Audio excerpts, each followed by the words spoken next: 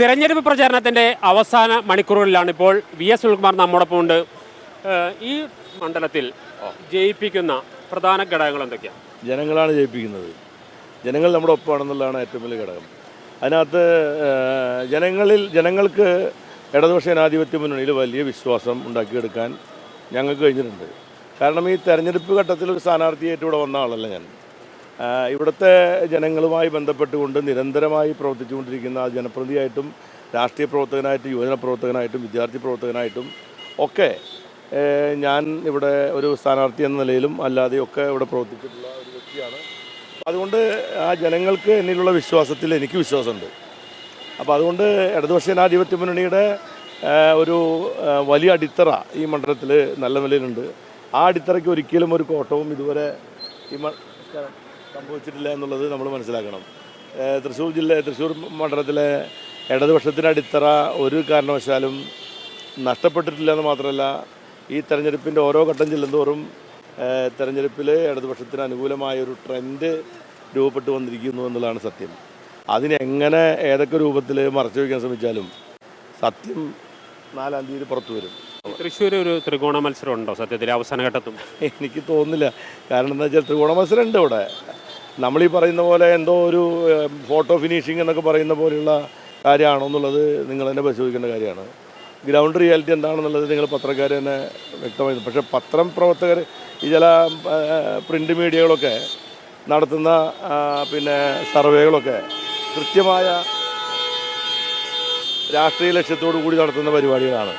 പല സർവേ റിപ്പോർട്ടുകളും മുൻകൂട്ടി ആസൂത്രണം ചെയ്ത റിപ്പോർട്ടുകളാണ്. അതൊന്നും ജനങ്ങൾ അതുമാത്രം വിശ്വസിച്ചുകൊണ്ടല്ല ജനങ്ങൾ വോട്ട് ചെയ്യുന്നത്. അപ്പോൾ ശരിയായ രീതിയിലുള്ള ഒരു നമ്മുടെ യാഥാർത്ഥ്യം, അടിത്തട്ടിലുള്ള യാഥാർത്ഥ്യം എന്ന് പറയുന്നത് ഇടതുപക്ഷത്തിന് അനുകൂലമായ തരംഗം ഈ മണ്ഡലത്തിൽ. പൊതുവെ മറ്റു മണ്ഡലങ്ങളിൽ വ്യത്യസ്തമായി നിരവധി വാർത്തകൾ വിവാദങ്ങളൊക്കെ ഉണ്ടായിരുന്നു. അതൊക്കെ എങ്ങനെ ഏത് രീതിയിൽ എഫക്റ്റ് ചെയ്തത്? അതായത് ഇവിടെ വാർത്ത സൃഷ്ടിച്ചെടുത്തുകൊണ്ടാണല്ലോ. ഇവിടെ എല്ലാ കാര്യങ്ങളും ഒരു പ്രൊപ്പഗൻഡ ഉപയോഗിച്ചുകൊണ്ടും വാർത്ത സൃഷ്ടിച്ചുകൊണ്ടും വ്യാജ പ്രചരണങ്ങൾ നടത്തിക്കൊണ്ടും എതിരാളികൾക്കെതിരായിട്ടുള്ള പല വ്യാജമായിട്ടുള്ള ആരോപണം ഉന്നയിച്ചുകൊണ്ടും വോട്ട് നേടുക എന്നുള്ള സമീപനമാണ് ചില ആളുകൾ എടുത്തുകൊണ്ടിരിക്കുന്നത്. അപ്പോൾ അതിൻ്റെ ഭാഗമായിട്ട് തന്നെ സപ്പോർട്ട് ചെയ്യാൻ കുറേ മീഡിയകളും എല്ലാവരും ശ്രമിക്കുന്നു. സോഷ്യൽ മീഡിയയിൽ വൻ പണം മുടക്കിക്കൊണ്ട് ഇവിടെ വൻ പണം മുടക്കിക്കൊണ്ട് ഈ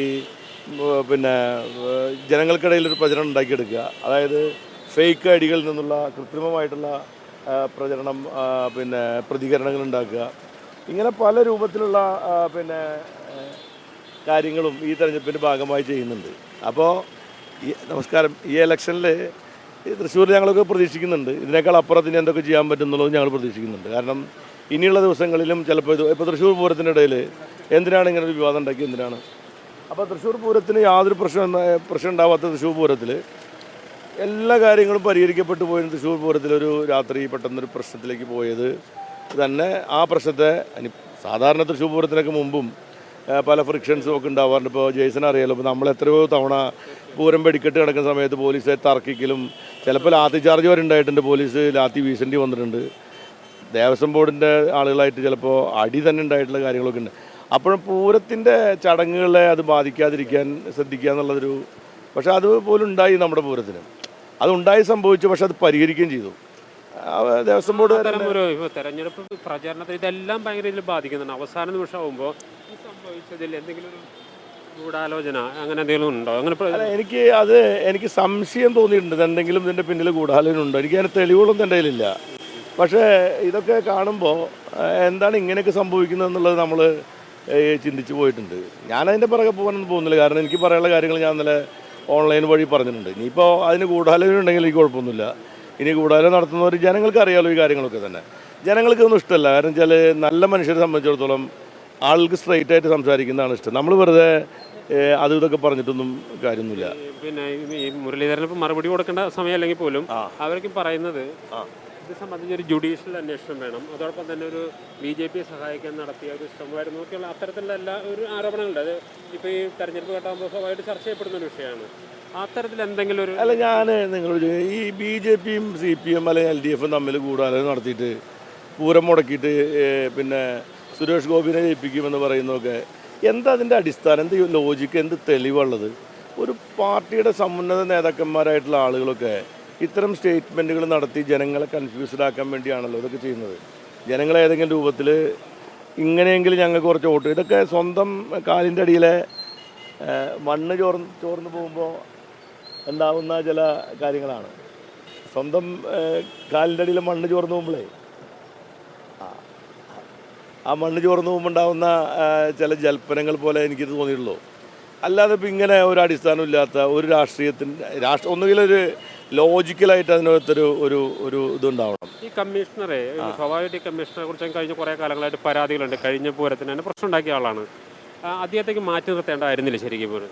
അല്ല, അത് ഇലക്ഷൻ കമ്മീഷൻ്റെ അണ്ടറിലാവുമ്പോഴേ നമുക്കെന്താ സംഭവിച്ചത് എനിക്ക് തോന്നിയൊരു കാര്യം എന്ന് വെച്ചിട്ടുണ്ടെങ്കിൽ, സാധാരണ ഇത്തരം സന്ദർഭങ്ങളിലൊക്കെ തന്നെ പൂരം നടത്തി പരിചയമുള്ള എക്സ്പീരിയൻസ് ആയിട്ടുള്ള പിന്നെ ആളുകളെ കൊണ്ടുവന്ന് ഇത്തരം ചുമതലയൊക്കെ ഏൽപ്പിക്കാൻ പറ്റാറുണ്ട്. ഇപ്പോൾ ഗവൺമെൻറ്റിൻ്റെ അണ്ടറിലല്ല ഇപ്പോൾ ഇവർ ഉദ്യോഗസ്ഥന്മാരാരും, എല്ലാ ഇലക്ഷൻ കമ്മീഷൻ്റെ കീഴിലാണ്. പിന്നെ തൃശ്ശൂരുണ്ടായിരുന്ന ഉദ്യോഗസ്ഥന്മാരെയൊക്കെ സ്ഥലം മാറ്റി മറ്റുള്ള സ്ഥലങ്ങളാക്കുമല്ലോ. അപ്പോൾ ഈ ഇലക്ഷൻ കാലത്ത് ഇങ്ങനെ ചില അഡ്മിനിസ്ട്രേഷൻ ലെവലിലുള്ള ചില ഇടപെടലിന് ഗവൺമെൻറ് പരിമിതികളുണ്ട്. അതിൻ്റെ ഭാഗമായിട്ടായിരിക്കും അങ്ങനെ സംഭവിച്ചിട്ടുണ്ടാവുക. നമ്മളിപ്പോൾ സ്വാഭാവികമായിട്ട് പ്രശ്നമുള്ള ആനകളെ മാറ്റിയെടുത്തണമെന്ന് പറയുന്നു, അതുപോലെ പ്രശ്നമുള്ള ഉദ്യോഗസ്ഥരെ മാറ്റിയെടുത്തണ്ടേ? അത് നമുക്ക് എന്താ വെച്ചാലേ, ഈ ആന എപ്പോഴാണ് പ്രശ്നം ഉണ്ടാക്കാന്ന് അറിയാത്ത പോലെ ചില ഉദ്യോഗസ്ഥന്മാരെ എപ്പോഴാണ് പ്രശ്നം ഉണ്ടാക്കാൻ നമുക്ക് പറയാൻ പറ്റില്ല. അപ്പോൾ ചില സമയത്ത് ഇപ്പോൾ ഒരു പ്രശ്നമില്ലാത്ത ആന എല്ലാ ചെക്കിങ് നടത്തിയിട്ട് ഫോറസ്റ്റ് സർട്ടിഫിക്കറ്റ് കൊടുത്ത് ആന അടഞ്ഞിട്ടില്ലേ, അതേപോലെ ഇതുകൊണ്ട് സംഭവിക്കും. തൃശ്ശൂർ പൂരം ഇപ്പോൾ ഈ വിഷയം വലിയ രീതിയിൽ നേട്ടമുണ്ടാക്കാമെന്ന് പല കോണുകളും പല ആഗ്രഹിക്കുന്നുണ്ടായിരിക്കും.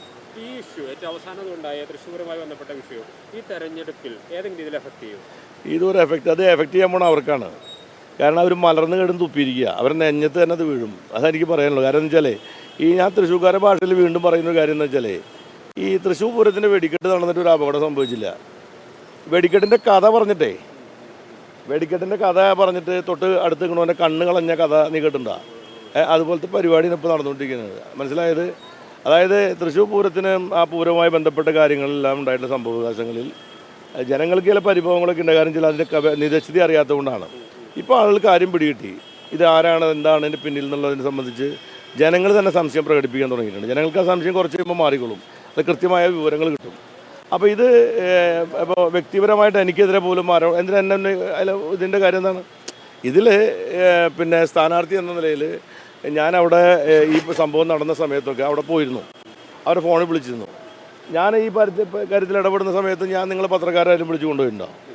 ഞാൻ എപ്പോഴെങ്കിലും ഇവിടുത്തെ എൻ്റെ നേതാക്കന്മാരും കൂട്ടി ഒരുപാട് നേതാക്കന്മാരായിട്ട് ഈ പൂരപ്പറമ്പിൽ കൂടെ സഞ്ചരിക്കാൻ പോയിട്ടുണ്ട്. ഞാൻ ഒരു സ്ഥാനാർത്ഥി എന്ന നിലയിലുള്ള എൻ്റെ അത്യാവശ്യം വേണ്ട ആൾക്കാരല്ലാതെ ഞാൻ സാധാരണ പൂരം കാണാൻ പോലെ പോയി ഈ സംഭവം അറിഞ്ഞ ഉടനെ തന്നെ ദേവസ്വം ബോർഡ് പ്രസിഡന്റുമാരായിട്ടും സെക്രട്ടറിമാരായിട്ട് സംസാരിക്കാനും പ്രശ്നങ്ങൾ പരിഹരിക്കണം, വെടിക്കെട്ട് പൊട്ടിക്കാതിരിക്കരുത്, അവരതുമായിട്ട് ബന്ധപ്പെട്ട് ചർച്ച നടത്തി. ചർച്ച ചെയ്യുമ്പോൾ ഓരോ ഘട്ടത്തിലും അവരെന്നെ വിളിച്ച് സംസാരിക്കുകയും ഇന്ന പോലെയാണ് കാര്യങ്ങൾ ചെയ്യാൻ പോകുന്നത്. അപ്പോൾ ഞാൻ പറഞ്ഞു, നിങ്ങൾ വൈകാരികമായിട്ട് കാര്യങ്ങൾ കാണരുത്. എനിക്കറിയാം തിരുവമ്പാടി ദേവസ്വത്തിൻ്റെ പ്രവർത്തകർക്കുണ്ടായ വികാരമൊക്കെ എനിക്ക് നന്നായിട്ട് അറിയാം. ഞാൻ പറഞ്ഞു, നമ്മൾ പൂരം നടത്തേണ്ട ആൾക്കാരാണ്, അതൊരു പ്രശ്നത്തിലേക്ക് പോകരുത്. അപ്പോൾ അവരെന്നോട് പറഞ്ഞു, സുനിലേട്ടാ അതിങ്ങനെ വളരെ വികാരപരമായി നിൽക്കുകയാണ്, എന്ത് ചെയ്യാൻ ഞങ്ങളത് നോക്കട്ടെ, ഞങ്ങൾ എന്തെങ്കിലും നടത്താനാണ് നോക്കുന്നത്. അങ്ങനെ രാജനും പിന്നെ ഞാനും ഉൾപ്പെടെ Devaswom board, Cochin Devaswom board president അടക്കമുള്ള ആൾക്കാർ നിരന്തരം അവരായിട്ട് സമ്പർക്കം പുലർത്തിയിട്ട് ചർച്ച ചെയ്തിട്ടാണ് ആ പ്രശ്നങ്ങൾക്ക് പരിഹാരം. അവസാനം ഈ തീരുമാനം എടുത്തിട്ട് ഈ രണ്ട് ദേവസ്വം ബോർഡിൻ്റെ സെക്രട്ടറി പ്രസിഡന്റ് ഒന്നിച്ച് വിളിച്ച് ശ്രീമൂലസ്ഥാനത്ത് കൊച്ചിൻ ദേവസ്വം ബോർഡ് ഓഫീസിലിരിക്കുന്ന കളക്ടറുടെ അടുത്തേക്കും പിന്നെ മന്ത്രിയുടെ അടുത്തേക്കും കൊണ്ടുവരും ഞാനാണല്ലോ. അപ്പോൾ ഇതൊന്നും ഞാൻ നിങ്ങളുടെ അടുത്ത് വന്ന് പറഞ്ഞിട്ടുണ്ടോ? ഞാൻ പത്രക്കാരോട് വന്നിട്ട് ഞാനിവിടെ ഇന്ന കാര്യങ്ങൾ ചെയ്യാൻ പോകുന്നു എന്ന് പറഞ്ഞിട്ട് ഞാൻ എന്തെങ്കിലും രീതിയിൽ ആളുകളോട് പറഞ്ഞിട്ടുണ്ടോ? ഞാൻ പറഞ്ഞിട്ടില്ലല്ലോ. കാരണം എനിക്കിത് ഈ ഇലക്ഷനുമായി ബന്ധപ്പെട്ടുള്ള ഒരു സമയത്ത് തൃശ്ശൂർ പൂരം നടക്കുമ്പോൾ ഉണ്ടാകുന്ന സംഭവങ്ങളിൽ ഞാൻ എന്തൊക്കെയോ ചെയ്തുകൊണ്ടിരിക്കുന്ന ആളാണ്, ഞാനാണ് ഈ കാര്യങ്ങളൊക്കെ ചെയ്യുന്നത് എന്നുള്ള മട്ടിൽ പറയേണ്ട കാര്യമില്ല. പിന്നെ ഞാനവിടെ പൂരം നടത്തിപ്പിൻ്റെ ഓരോ ഘട്ടങ്ങളിലും മുൻകാലങ്ങളിൽ മന്ത്രിയായിരിക്കുമ്പോഴും MLA ആയിരിക്കുമ്പോഴും പൂരത്തിൻ്റെ കമ്മിറ്റിയുമായിട്ട് എങ്ങനെയൊക്കെയാണ് സഹകരിച്ചിരുന്നതെന്നും, ഇപ്പോൾ ഞാൻ മന്ത്രിസ്ഥാനം ഒഴിഞ്ഞതിന് ശേഷം അവിടെ നടക്കുന്ന ഏതൊരു ചെറിയ സംഭവം ഉണ്ടായാലും രാജേഷ് ഭായ് ആണെങ്കിലും അതുപോലെ തന്നെ സുന്ദർ മേനോനാണെങ്കിലും അവിടുത്തെ ശശി ആണെങ്കിലും പിന്നെ ഇദ്ദേഹം നമ്മുടെ ഗിരീഷാണെങ്കിലും ഒക്കെ എന്നെ വിളിക്കും. ഇതിലായിട്ട് എങ്ങനെ സംഭവമുണ്ട്, ഈ ആന വിഷയം ഉണ്ടായപ്പോഴും മന്ത്രിമാരെ വിളിക്കുന്ന പോലെ അവരെന്നെ വിളിക്കും. ഞാൻ CM-നെ ബന്ധപ്പെടാറുണ്ട്, പല ആളുകളും ബന്ധപ്പെട്ട് സംസാരിക്കാറ്. ഞാൻ ബന്ധപ്പെടുമ്പോൾ അവർക്ക് അറിയാം അതൊക്കെ ഞാൻ ഇവിടുത്തെ പത്രക്കാരെ വിളിച്ച് ഞാൻ എൻ്റെ കാര്യങ്ങൾ ചെയ്തിട്ടുണ്ട്, ബന്ധപ്പെട്ടുണ്ട്, ഞാൻ പറയേണ്ട കാര്യമില്ല. അത് ഈ അവസാന മണിക്കൂറിലേക്ക് കടക്കുമ്പോഴേ ഇനിയും എന്തെങ്കിലുമൊക്കെ തൃശ്ശൂർ പോലെ ഒരു സ്ഥലത്ത് അതിശക്തമായ മത്സരം നടക്കുന്നു എന്നാണ് നമ്മൾ പറയപ്പെടുന്നത്. ഇനി എന്തെങ്കിലും പ്രതീക്ഷിക്കുന്നുണ്ടോ? ഞാൻ ഇനിയും പ്രതീക്ഷിക്കുന്നുണ്ട്. ഇതിനേക്കാളപ്പുറത്ത് എന്ത് വൃത്തികേടുകളും ചെയ്യാൻ മടിക്കാത്ത ആളുകളാണ് അപ്പുറത്തുള്ള ആളുകൾ. അതായത് ജയിക്കാൻ വേണ്ടി എന്തും ചെയ്യാന്നുള്ളതാണല്ലോ പല ആളുകളുടെ രീതി. അതാണല്ലോ പിന്നെ തീവ്രവാദ സംഘടനകളായിട്ടായാലും കൂട്ടുകൂടിയിട്ടാണെങ്കിലും ഞങ്ങൾ ജയിക്കുമെന്നൊക്കെ പറയുന്നതിൻ്റെ പിന്നിലുള്ള ചില താല്പര്യക്കാരൊക്കെ ഉണ്ട്. അതോടൊപ്പം തന്നെ ഏത് രൂപേണയും ഇനിയിപ്പോൾ അത് പിന്നെ ഒരു സ്ഥാനാർത്ഥി പറഞ്ഞതെന്താ വെച്ചാൽ ഈ പൂരം നടത്തിപ്പിൻ്റെ ആ പ്രശ്നം ഉണ്ടായപ്പോൾ ഇതൊരു മറ്റൊരു ശബരിമലയാണെന്ന് പറഞ്ഞിട്ടാണ് വന്നത്. അപ്പോൾ അതൊക്കെ ആ വിഷയത്തിലൊക്കെ അങ്ങനെ പ്രതികരിച്ചുകൊണ്ട് വരുന്ന ആളുകൾ ഇനിയിപ്പോൾ 2 ദിവസം കൊണ്ട് എന്തെങ്കിലും രീതിയിൽ ഈ എല്ലാ അട്ടിമറി നടത്താൻ പറ്റുമോ എന്നുള്ള നിലയിലേക്കുള്ള ആലോചനകളൊക്കെ നടത്തിക്കൊണ്ടിരിക്കുന്നുണ്ട്. അത് ഞങ്ങൾക്കറിയാം. എന്ത് വന്നാലും ഒരു പ്രശ്നം ഉണ്ടാകാൻ പോകുന്നില്ല. എനിക്ക് ജനങ്ങളിൽ പൂർണ്ണമായ വിശ്വാസമാണ്. ജനങ്ങൾ പിന്നെ എന്നിലും വിശ്വാസം അർപ്പിക്കുമെന്നുള്ള ഉറപ്പ് എനിക്കുണ്ട്. ഞാൻ ഈ തൃശ്ശൂർ മണ്ഡലവുമായി ബന്ധപ്പെട്ടിട്ടുള്ള 2 മണ്ഡലങ്ങളിൽ MLA ആയി പ്രവർത്തിക്കാൻ എനിക്ക് കഴിഞ്ഞിട്ടുണ്ട്. ഞാനിവിടെ മന്ത്രിയായി പ്രവർത്തിക്കാനും എനിക്ക് കഴിഞ്ഞപ്പോഴൊക്കെ ജനങ്ങളുടെ ഇടയിൽ ഞാൻ എങ്ങനെയാണ് പ്രവർത്തിച്ചത് എന്നുള്ളത് ജനങ്ങൾക്ക് അറിയാലോ. അപ്പോൾ അതുകൊണ്ട് ജനങ്ങൾക്ക് എന്നിലുള്ള വിശ്വാസത്തിന് യാതൊരു കുറവുണ്ടാവില്ല എന്നുള്ളതാണ് എൻ്റെ പൂർണ്ണമായ വിശ്വാസം.